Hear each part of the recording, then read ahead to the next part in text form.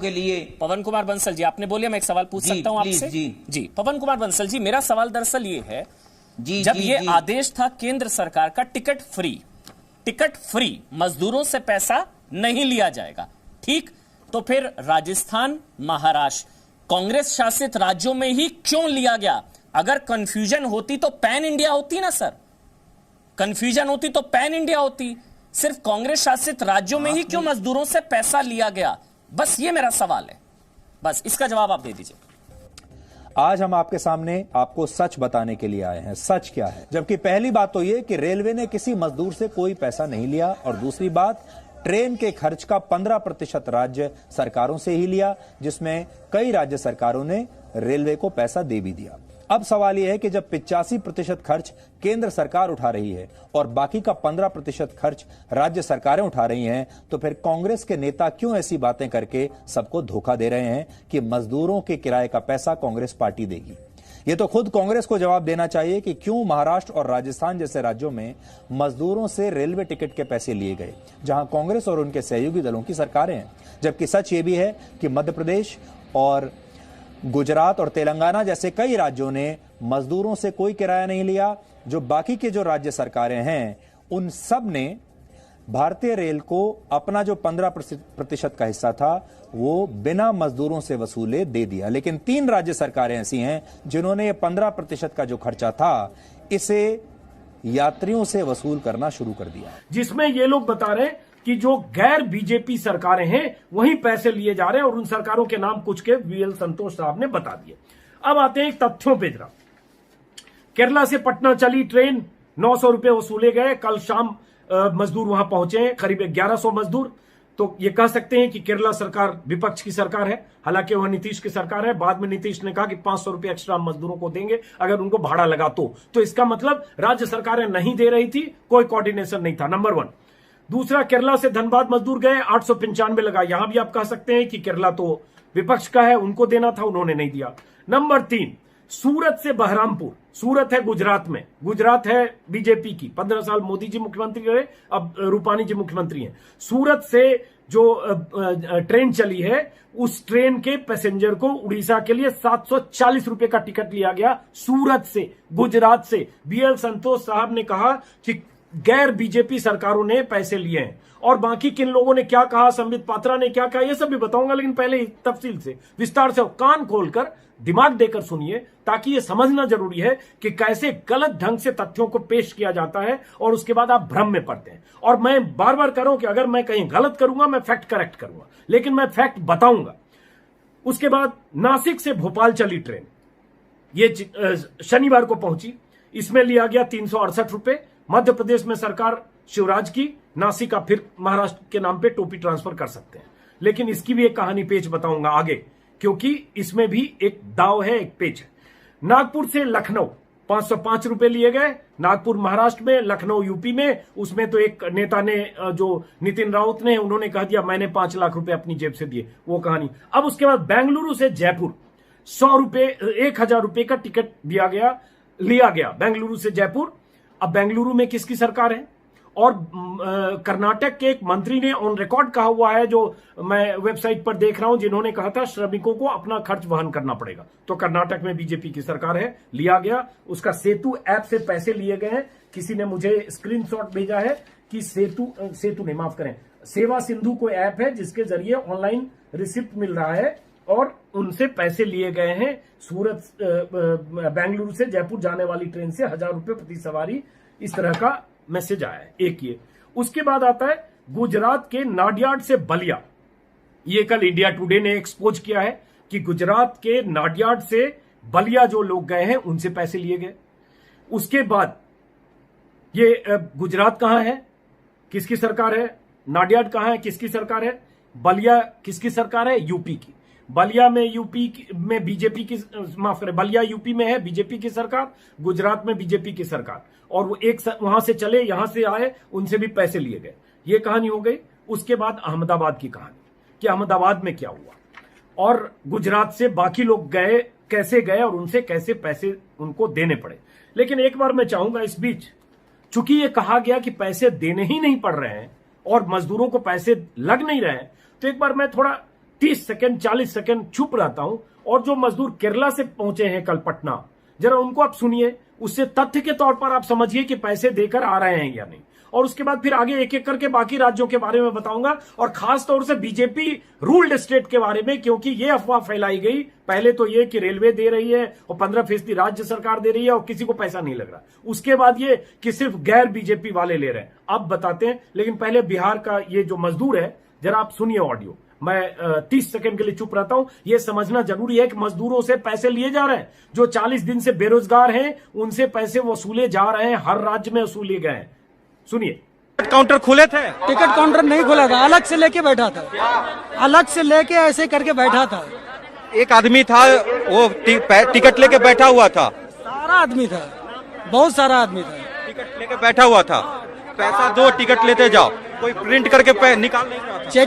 Check in करके ही दिया ना, चेक इन करते जाओ, बाकी टिकट लिया, पैसा अलग जगह, टिकट एक जगह, उसके बाद ट्रेन में बैठ। तो सुना आपने, अंदाजा लग गया। ये बिहार का न्यूज चैनल है, रीजनल कशिश न्यूज चैनल, उसके अच्छे जर्नलिस्ट हैं, उसके एडिटर संतोष कुमार हमारे अच्छे मित्र भी हैं। ये आपने सुना कशिश न्यूज के हवाले से कि पटना पहुंचे लोगों को, मजदूरों को टिकट लिया गया। अब एक बार फिर हम गुजरात लौटते हैं। गुजरात बहुत अहम है क्योंकि ये सारे लोग कहानी यही पलटने की कोशिश कर रहे हैं।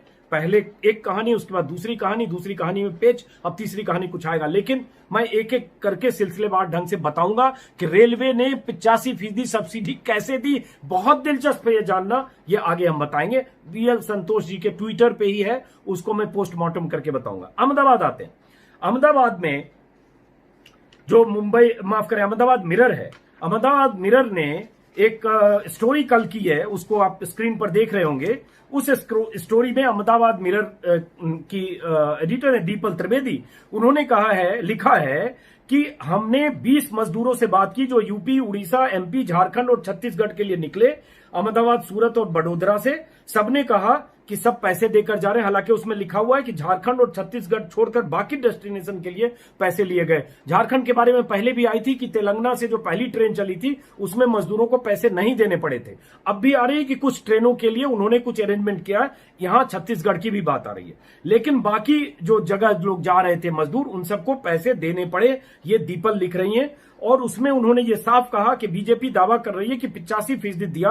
अहमदाबाद मिरर की जांच से पता चला कि यह सच नहीं है। कम से कम गुजरात में मिरर के पास वीडियो एविडेंस है।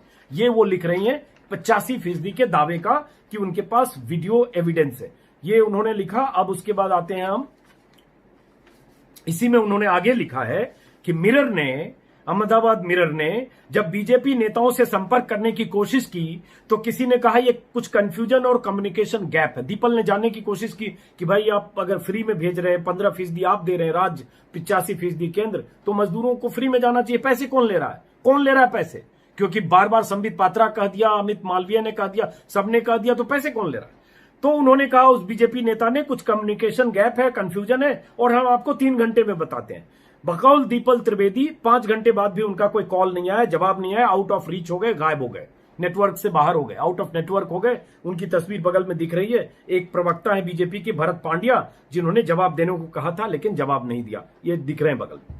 उसके बाद उन्होंने लिखा कि गुजरात के मुख्यमंत्री के सचिव आईएएस अफसर हैं अश्वनी कुमार ने भी उन्हें कहा था जवाब देंगे, कोई जवाब नहीं दिया। आप देख रहे हैं नीचे टेक्स्ट में लिखा हुआ है, ये अहमदाबाद मिरर के हवाले से, उसी को क्रेडिट देते हुए मैं बता रहा हूं। ये तो हो गया, इन लोगों ने कहा, जिनसे पूछा गया उन्होंने जवाब नहीं दिया। अब कैसे पैसे लिए गए अहमदाबाद में, फैक्ट के साथ सुन लीजिए गौर से, एक बार सुनना जरूरी है।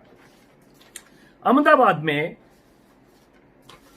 जो मजदूर वहां से चले हैं, उन मजदूरों से, वहां के विधायक से ही बात हुई है, जो अहमदाबाद के विधायक हैं, कि उन मजदूरों से पैसे 800 रुपए सबसे लिए गए।